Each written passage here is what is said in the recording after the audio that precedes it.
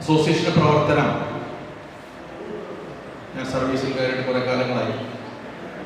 ഇപ്പോൾ വളരെ വിശാലമായ ഒരു കാഴ്ചപ്പാടാണ് അസോസിയേഷൻ്റെ പ്രവർത്തനങ്ങൾ നടത്തുന്നത്. ഹ്യൂമാനിറ്റേറിയൻ ആസ്പെക്ട്സിലൂന്നി ഒരു പ്രവർത്തനമാണ് അസോസിയേഷൻ്റെ പല സ്റ്റേജിൽ. പോലീസ് അസോസിയേഷൻ്റെ ആണെങ്കിലും ഓഫീസർ അസോസിയേഷൻ്റെ ആണെങ്കിലും പ്രവർത്തനങ്ങൾ കൂടുതൽ മനുഷ്യത്വപരവും മാനുഷികമായിട്ടുള്ള പ്രവർത്തനങ്ങൾ നടത്തുന്നത്. രക്തധ്യാന ക്യാമ്പ് എന്ന് പറഞ്ഞാൽ നിസ്സാരമെന്ന് തോന്നുമെങ്കിലും അതിൻ്റെ വില എന്താണെന്ന് നമ്മുടെ ഇവിടെ ഇരിക്കുന്ന ഡോക്ടർമാർക്കറിയാം. ചില സാഹചര്യത്തിൽ ഓരോ ജീവൻ കൊടുക്കാൻ വരെ ഉപകാരപ്രദമാണ്. നമ്മൾ കൊടുക്കുന്ന ഓരോ രക്തവും ഓരോ മനുഷ്യൻ്റെ ജീവൻ തന്നെ പിടിച്ചു നിർത്തുന്ന ഒരു മീഡിയമായി മാറുന്നു. ഇത്തരണത്തിൽ നാം ചെയ്യുന്ന ഓരോ പ്രവൃത്തികളും വിലമതിക്കാനാവാത്തതാണ്. ഇതിൽ പങ്കുചേരുന്ന ഓരോ വ്യക്തികളുടെയും ആ ഒരു പ്രവൃത്തി. ഇനി ഒരു കാർഷകത്തിൻ്റെ ആവശ്യമുണ്ട്, അതൊക്കെ ഞാൻ അയച്ചിട്ടുണ്ട്. അത് മാത്രം കിട്ടുമെന്നറിയില്ല. എൻ്റെ ഒരു SP ക്യാമ്പ് ഓഫീസ് മുമ്പിൽ തന്നെ പണിത് 80% കൂടുതൽ പണി കഴിഞ്ഞിരിക്കുന്നു. കുറച്ച് ഫണ്ടിൻ്റെ ആവശ്യമുള്ളൂ. ഞാൻ മിനിസ്റ്ററുമായിട്ട് സംസാരിച്ചിരുന്നു. അത് കിട്ടിയാൽ പെട്ടെന്ന് തന്നെ അതൊക്കെ മാറ്റാൻ പറ്റും. പിന്നെ അതോടൊപ്പം അനുബന്ധിച്ച് ചെറിയൊരു കാര്യങ്ങൾ ഇനി ഓഫീസിന് ആവശ്യമുണ്ട്. അതിനൊക്കെ കഴിയുന്നത്ര സഹായം മുനിസിപ്പാലിറ്റി പ്രതീക്ഷിക്കുന്നു. അപ്പോൾ ഞാൻ ദീർഘിപ്പിക്കുന്നില്ല. നമ്മുടെ ഈ ഒരു ഉദ്യമത്തിന് അസോസിയേഷൻ്റെ കേരള പോലീസ് ഓഫീസർ അസോസിയേഷൻ്റെ നേതൃത്വമുള്ള ഈ ഒരു ഉദ്യമത്തിന് എല്ലാവിധ ആശംസകളും നേർന്നുകൊണ്ട് നിൽക്കുന്നു. രക്തം ദാനം ചെയ്യാൻ ആവശ്യമായി മുന്നോട്ട് വന്നുകൊണ്ടിരിക്കുകയാണ്. എൻ്റെ ഗ്രൂപ്പിൽ റയർ ഗ്രൂപ്പ് നെഗറ്റീവാണ്. ഞാൻ 2 പ്രാവശ്യം രക്തം കൊടുത്ത ആളാണ്. അപ്പോൾ ഞാൻ പറഞ്ഞത്, ഈ നിലയിൽ രക്തം ആവശ്യമുള്ളവർക്ക് രക്തം കൊടുക്കാൻ ആവശ്യമായ പ്രവർത്തനത്തിൽ ഏറെ മുൻപന്തിയിൽ നിൽക്കുന്നവരാണ് കേരളത്തിലെ പോലീസ് സേനാ വിഭാഗം. ഇക്കാര്യത്തിൽ ഈ സമ്മേളനവുമായി ബന്ധപ്പെട്ട് റൂറൽ സമ്മേളനവുമായി ബന്ധപ്പെട്ട് ഇങ്ങനൊരു ക്യാമ്പ്, ഇങ്ങനൊരു പരിപാടി സംഘടിപ്പിച്ചതിന് ഇതിൻ്റെ ജില്ലാ കമ്മിറ്റി ഭാരവാഹികൾക്കെല്ലാം പ്രത്യേകം നഗരസഭയ്ക്കുള്ള നന്ദി അറിയിക്കുകയാണ്. നിശ്ചയമായി ഈ പ്രവർത്തനത്തിൽ പോലീസിൻ്റെ മുഖമെല്ലാം മാറിയിരിക്കും. നമുക്കെല്ലാവർക്കും അറിയാം, പണ്ട് 10-20 വർഷക്കാലം കൊണ്ട് പോലീസല്ല ഇപ്പോൾ ഉള്ളത്. പോലീസ് മുഖമെല്ലാം മാറിയിരിക്കുന്നത് ജനകീയ പോലീസായി മാറിയിട്ടുണ്ട്.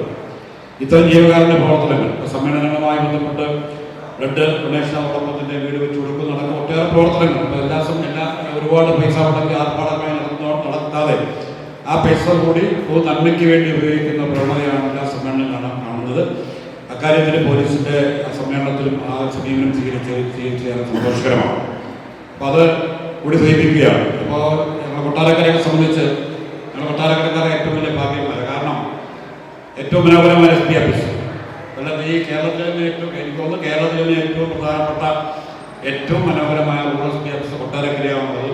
ഞങ്ങൾ സമീപിക്കും. ഞങ്ങളുടെ രക്തം നിങ്ങൾ പൊതുപ്രവർത്തനത്തിൻ്റെ ഭാഗമാണ്.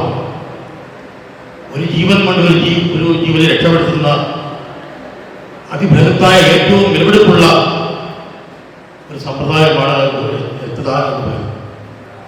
അതിന് ജനങ്ങൾ നിങ്ങളുടെ രക്തത്തിന് വേണ്ടി ജനം ഓടുമ്പോൾ ഇന്നും സമൂഹത്ത് അജ്ഞത നിലനിൽക്കുന്നു.